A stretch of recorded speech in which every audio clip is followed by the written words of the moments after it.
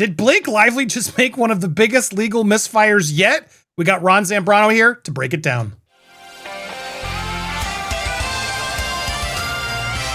Welcome to Popcorn Planet. I am Andy Signore. So happy to be back with Ron Zambrano, employment lawyer out in Hollywood. Welcome back, sir. How you doing? I'm doing great, Andy. Thanks for having me back. Yeah, I'm really glad you could make some time. Always grateful when you do. But tell me if I'm crazy here. But as we go through these filings, it feels like Blake took a swing, but not only did she miss, but she kind of hit herself in the face with the bat. I want to break down what this means in layman's terms for everybody else, but just so I understand, tell me if I'm correct. Blake filed the supplemental Rule 11 letter, adding new evidence to the months-old sanctions argument, motion, etc. But in filing that, I believe she broke the sort of procedure of Rule 11 by adding these new allegations without the safe harbor period, which has now opened up a bunch of potential responses from Wayfair, including the Van Zam lawsuit, arguments against Ryan Reynolds, a lot of really bad stuff that she had somehow managed to avoid and now just completely opened up, which really would be such a dumb move on her part, but great for the case. Am I getting that clearly? Can you sort of explain this Rule 11 sort of, I guess, start there if I am? Yeah, so Rule 11 sanctions has to do with filing a pleading, what we call, a complaint and answer, anything that you file under Rule 11, the attorneys basically are certifying under penalty of perjury, even though those words aren't in the document, that they believe in it, they believe in the merits of it, and they believe in the underlying facts. So, and that was filed way back, as the letter says, and I believe the response letter says way back in May or spring of this year. Correct. The first one was May, and this was a response you did this week, sort of bringing it back up again. Right. So what there's two problems. One, she's putting in new things and new arguments to try to beef up her Rule 11 motion without permission. Now, you can ask, I leave of court, I would like a hearing for the ability of the court to allow leave for me to file new arguments. This letter just is asking for it and making it at the same time in a publicly accessible document, which is a taboo from a process standpoint. What you should do is write a letter going, hey, I would like permission to add to our Rule 11 complaint. May we have a hearing on that, or would you like me to do briefing? You wait for the court to respond to that, and then you move to the next thing, assuming you get some type of guidance from the court. Here, I think this was really a play to try to undermine the motion for summary judgment that you and I talked about last, and its effect that it's had, and try to kind of gain ground, maybe in the eyes of the judge, but also probably in the eyes of public relations. As you know, this has taken its own life. So this now, like you said, and what actually happened, this opened a door to well, if you want to file something and talk about the Sarowitz depositions and things that have happened since May, well, we, the Wayfair parties, are not going to hold back either. And it was a good response, and they cannot cry foul that, hey, they put stuff in there. The judge will be like, this is your fault. This is on you. And I think he will strike this letter because he didn't. It's okay to write a letter asking for permission, but you can't add, hey, can I have permission to file this thing that I'm filing anyway? It seems like it doesn't work. It's exactly the types of things that they were criticizing Friedman of doing earlier, which it does seem like Friedman has actually wised up and they've gotten a lot more quiet and done this. But yeah, just to get more specific what they're doing, she's sort of bringing up this idea that Sarowitz and Abel basically had no factual basis to assert their claims. But then as Friedman responded, he's like, well, yeah, interesting you say that, because Lively herself couldn't articulate the basis for her own retaliation claims. So does that not undermine her whole argument? Being that she's trying to throw Abel and Sarowitz to the bus, now they're gonna be like, well, yeah, you did too. How damaging is that contradiction?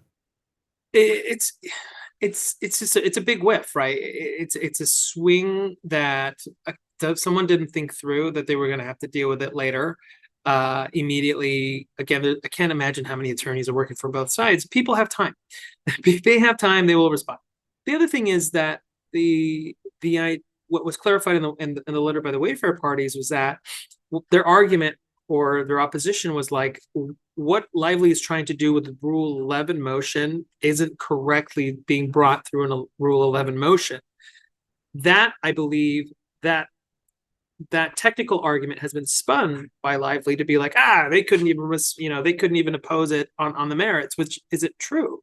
It's not. It's not a merits thing. It's just like you brought the wrong tool to this fight for this particular part. We should be over here. But now that you want to open that door, let's go. And the Wayfair response put Ryan Reynolds in not the best light. Right. So in this response, they're allowed to bring it up because she did, right? In her letter, she's bringing up Reynolds. So now they're like, almost like they served them a dish, like, we'll happily cook this even and spicier. And so and to their credit, though, it's redacted. They're clearly, it seems like kind of threatening back, like, oh, girl, you sure you want to do this? Because, by the way, we got a lot of damaging stuff on Ryan Reynolds that actually does connect him to this case. Yada, yada. He produced these documents. It shows that Reynolds did this. It shows that Reynolds did that. He overly attempted to interfere in Baldoni's relationship with WME. Reynolds did da-da-da-da. Right. Now, they're kind of like, we would love to bring all this up, but obviously this needs to be striked. I guess it sounds like you're already saying it was a smart move because now it's sort of putting it back on her. But why can't Reynolds now be brought up? Do you think this stuff can now be brought up? Has the door been opened enough that they can challenge some of this? Or do you think this is just sort of a broken threat that Lively's going to notice and go, oh crap, back off, let's give up, and this really won't amount to much? How do you think this is actually going to play out? I think the judge is going to strike the letter and struck both letters, going like, you guys have had your spat. I'm striking both letters. And I think there's going to be an admonishment, perhaps to both parties, to be fair, but a more strongly worded one towards the Lively parties, in that you guys, this is completely improper. Even if you made this request in good faith, the way you did it was improper. And there'll be some admonitions. I don't think there won't be any sanctions per se, but there'll be definitely some admonitions as to how they approached it. And what is very cleverly you pointed out from the Wayfair parties is the idea that we don't want this. They're saying, we don't want this. We don't want this. We don't want to continue this fight. But if you do want to continue this fight, Your Honor, if you're allowing them to do this, we would like the opportunity to respond. And the judge would have to let them respond, because that's what due process is. Everybody gets a chance to say something. He can't just give it to one side without letting the other side respond. And I think that can of worms is the easy out for Judge Lyman to go, I'm not letting anyone say anything. I'm striking all of this. We're resting on the papers that are 9 months old now. This should never have been brought up. And had you done this in good faith, you wouldn't have brought up all these facts that you wanted to file, which I think is the underlying problem. It's not the request. It's how the request was made that opened everything up. Right, because this is clearly going to annoy the judge, right? This is unnecessary questioning motions, which he's made very clear enough already, stuff he's already done. That irritation, I imagine, can hurt. Plus, there's just now a credibility hit against Blake as well. This repeated sanctions motion, doesn't that potentially hurt her in getting what she's trying to say? How do you think this is going to fare for her in the judge's eyes? Will he be annoyed? He's not supposed to be annoyed, but we're all human. He's a human being. And there's some stuff that subconsciously sinks in when you read somebody. He might get, he or the clerks, whoever or his team of clerks that do these things may subconsciously just be like, we're just tired of this, right? We're just tired of this, and won't give them the rub of the green, where other judges might, because they're not being annoyed as much by one of the parties. So overall, bad move on their part. This does not help their terrible case. But terrible move. But you don't think it's actually going to help? You think it's just going to get stricken and then we're going to move on? This won't actually open any doors for Wayfair, you think?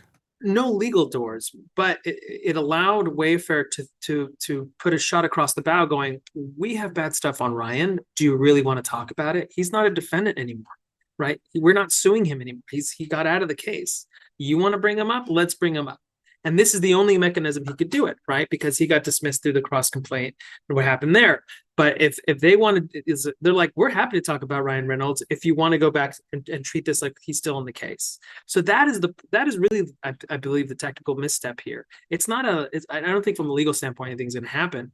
From a PR standpoint, people are now going to ask the questions, wait, what happened? What is this about? Right? Because the whole thing against Ryan Reynolds kind of died down, but now it's not. Right, but can Reynolds still be brought into this? If they bring up the meeting where he berated him, or Ryan said this or said that, that opens the door for Reynolds to then be part of the case in the future, correct? Not under the facts, because being berated, unfortunately, is not in itself unlawful. It has to reach a level of unlawful activity, and being part of just berating itself is not unlawful. It's what the context of the berating is. Was it a sexist rant? Was it a ageist rant? Like something under a protected category? But being a dick or berating or being a bully in and of itself is not something that you could bring a civil claim for. It's what the underlying contents are, and that is the redacted part. Like we don't know what that is. So, but I imagine if there was a viable claim for, that would be like harassment, some type of sexist harassment or whatever it is. I don't know. It's redacted. That would be brought independent of even this being triggered by way of this weird non-request to file something new. Interesting. Well, bad move on their part. It doesn't sound like it's going to be as big of a bullet as we all maybe expected it to, but always appreciate the insight. We have more I'd love to talk about. Ron, stay tuned. We're going to have his insight. I want to bring you back at some point to talk appeals and the future, what's going to happen, because it seems like we're finally getting to some directions. So stay tuned. If you haven't already, hit that subscribe button, hit the bell for all alerts so you get notified. Smash that thumbs up as well. Leave your comments down below. And make sure to always check out West Coast Trial Lawyers. Rod Zambrano, always a pleasure, sir. Appreciate you so much. Guys, stay tuned. We got a lot more coming your way here on Popcorn Planet.